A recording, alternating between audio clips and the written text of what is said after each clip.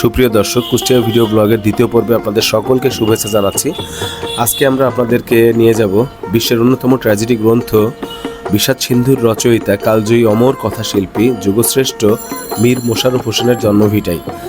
এই জায়গাটি মূলত কুষ্টিয়া এবং কুমারখালীর মাঝামাঝি একটি জায়গায় অবস্থিত, লাহিনী বটতলা বা লাহিনী পাড়া, যেটা কুষ্টিয়া থেকে লাহিনী পাড়া হয়ে মেহেদি রুমি সেতুর ঠিক পূর্বেই হাতের ডানে অবস্থিত এই জায়গাটি। তো এখানে আমরা আজকে দেখব তার বাস্তবিকটা বাড়ি এবং তার স্মৃতি বিজড়িত অনেক বিষয়বস্তু এখানে আছে, বিভিন্ন তার ব্যবহৃত জিনিস এখানে রাখা আছে, সেগুলো আমরা দেখব। আজকের ভিডিও ব্লগটি সঞ্চালন করবেন জনাব আনোয়ার মণ্ডল, কাতুলিয়া স্বস্তিপুর, কুষ্টিয়া। তার সঞ্চালনে আজকে আমরা প্রোগ্রামটি উপভোগ করব। তো চলুন দেখা যাক।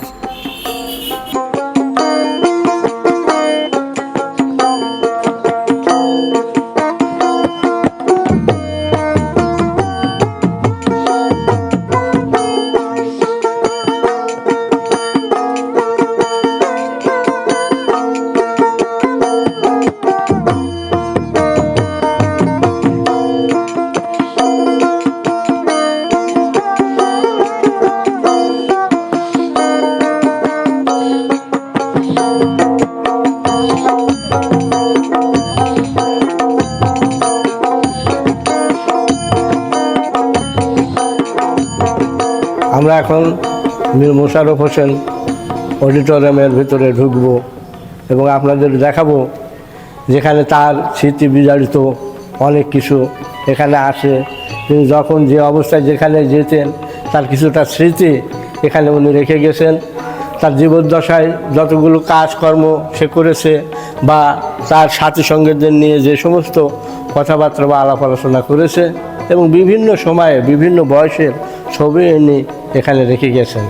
আমরা মনে করব যে এই বিষাদ সিন্ধুর রচয়িতা এত বড় দুঃখের একজন লেখক, যার লেখা পড়লে অটোমেটিক চোখ দিয়ে পানি বের হয়ে আসে, সেই বিষাদ সিন্ধুর রচয়িতা মীর মোশাররফ হোসেন, যার বাস্তবিকটা এসে আমরা তার বিভিন্ন কারুকার্যের নিদর্শন দেখতে পাচ্ছি।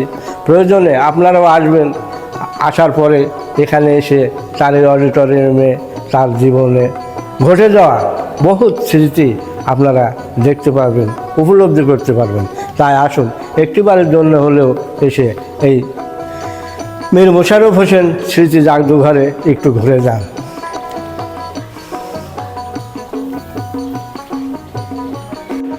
আমরা তার স্মৃতি জাদুঘরে এসে দেখতে পারলাম একটা মূল্যবান জিনিস। এখানে একটা চিঠি দেখতে পাচ্ছি,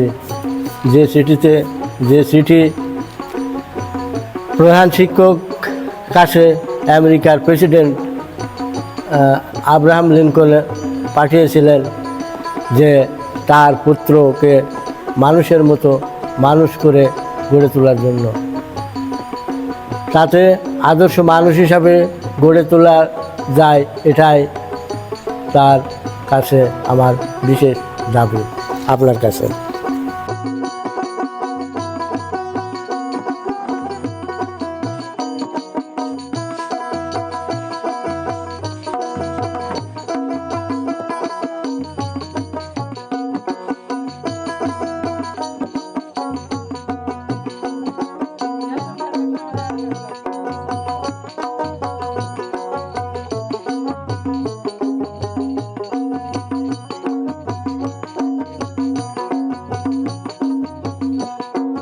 অবশ্যই আপনারা এখানে দেখতে পাচ্ছেন তার সেই সময়কার লেখার জন্য কিছু কলমদানি এবং আসবাবপত্র, তৈজসপত্র, বহুত সামগ্রী এখানে রাখা আছে। এমনকি তিনি যে গোসলের জন্য বা পেশাব পায়খানার জন্য যে বদলাগুলো ব্যবহার করতেন সেগুলো সংরক্ষিত করা আছে এবং উনার আমলে উনার নিজের হাতে লাগানো আম গাছ ছবিও এখানে রাখা আছে।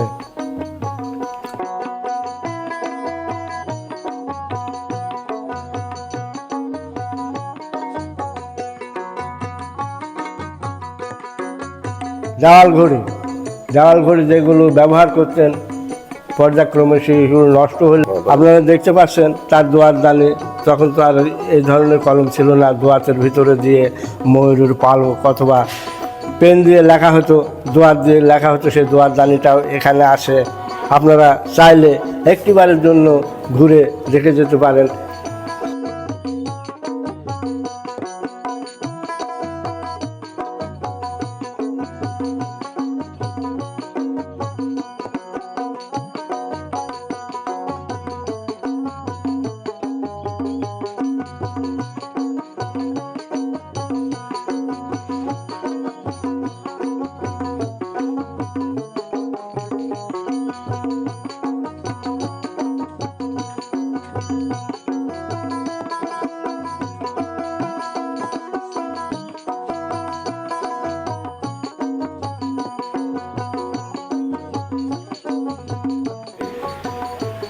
এবং তিনি যখন লেখা বই লিখতেন, তার বিশেষ করে সমস্ত বয়সে সমস্ত প্রকার ছবি, কখন কোন সময় কত বয়স কী অবস্থায় তিনি ছিলেন, সমস্ত ছবি এখানে লাগানো আছে।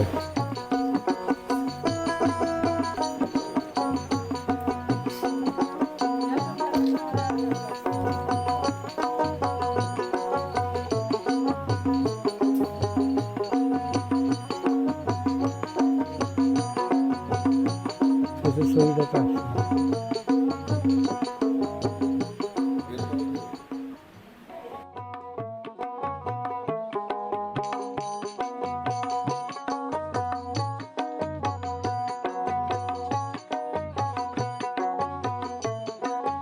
এখানে আপনারা দেখতে পাচ্ছেন মীর মোশাররফ হোসেনের ব্যবহারকৃত একটা ঢাল, যার সাহায্যে তিনি সমস্ত দুর্নীতিপরায়ণ মানুষের বিরুদ্ধে রুখে দাঁড়িয়েছিলেন এবং সমস্ত দুর্নীতির অবসানের লক্ষ্যে তিনি সর্বদা কাজ করে যেতেন।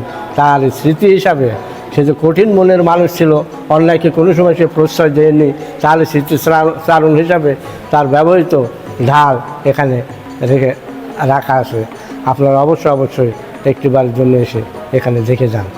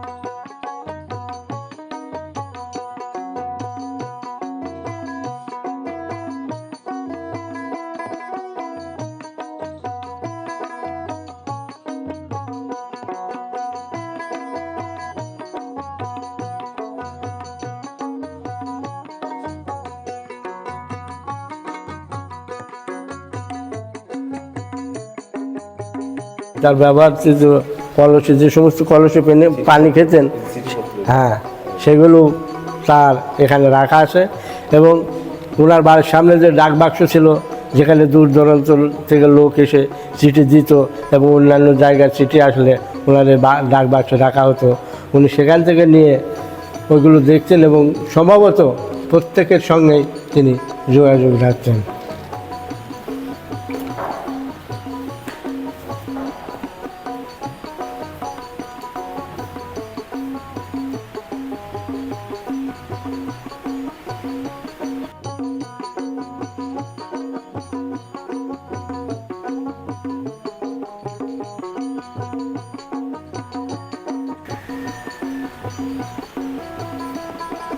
এবং এখানে দেখতে পাচ্ছেন তার বিভিন্ন কাব্য, কিছু স্মৃতিকথা, যেমন রত্নাবতী, তারই লেখা জমিদার দর্পণ,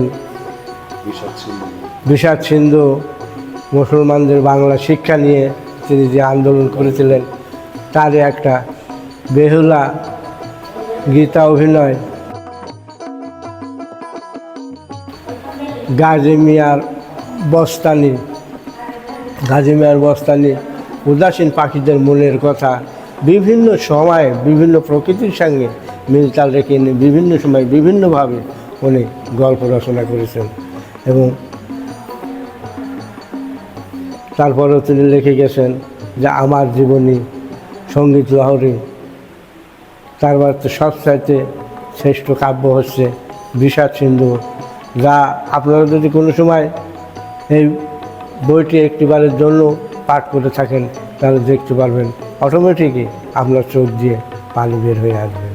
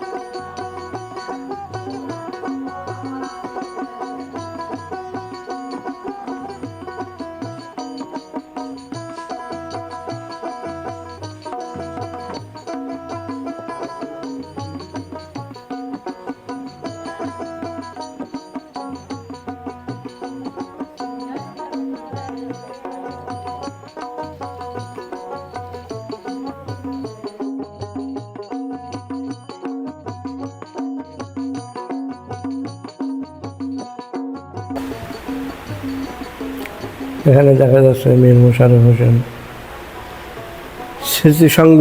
স্মৃতিসংঘ থেকে প্রচলিত লাঠি খেলা, যিনি এই লাঠি খেলাকে ভালো পছন্দ করতেন এবং তাই মাঝে মধ্যে তিনি বিভিন্ন ধরনের খেলাধুলা ব্যবস্থা করতেন তার এই বাস্তবিতায়।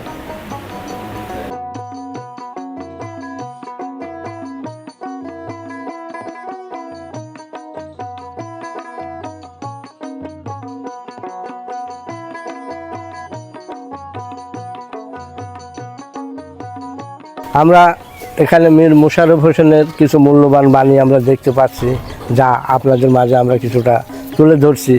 আশা করি আপনারা সবাই দেখবেন এবং এর থেকে উদ্বুদ্ধ হবেন এবং চেষ্টা করবেন যে প্রয়াত মীর মোশাররফ হোসেনের বাস্তবিতা থেকে একটিবারের জন্য হলেও আমরা ঘুরে আসি।